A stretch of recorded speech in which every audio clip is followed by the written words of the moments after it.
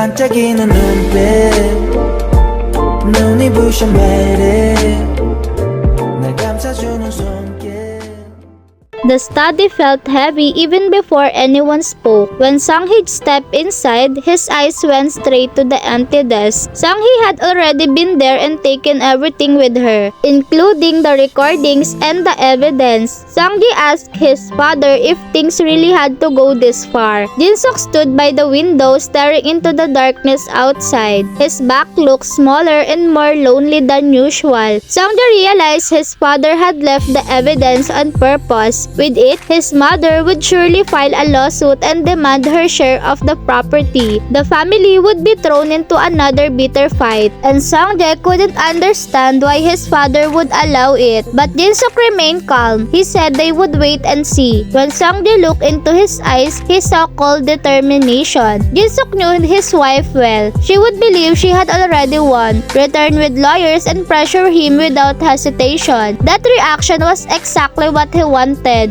Jin-suk explained that if she believed she held the power, she would walk straight into the trap he had prepared. This was not giving up. He was risking his own weaknesses to cut her out of his life completely. After 26 years of marriage filled with distrust and resentment, he decided it had to end. Even if a lawsuit came, even if it cost him money, he was ready. He told his son not to worry. No matter what happened, he would protect his remaining family and the company.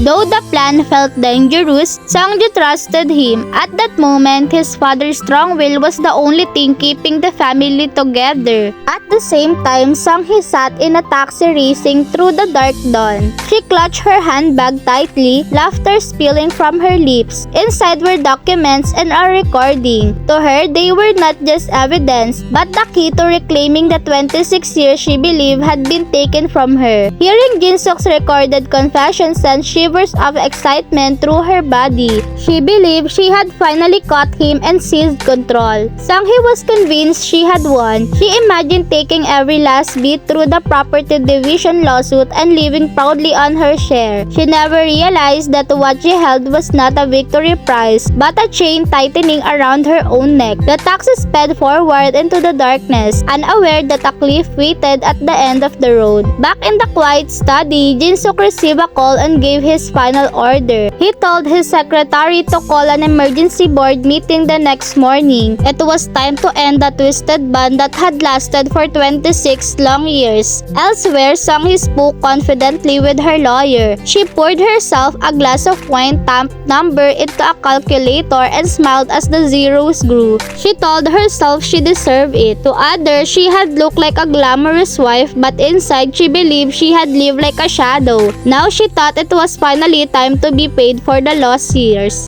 'Cause you are beautiful.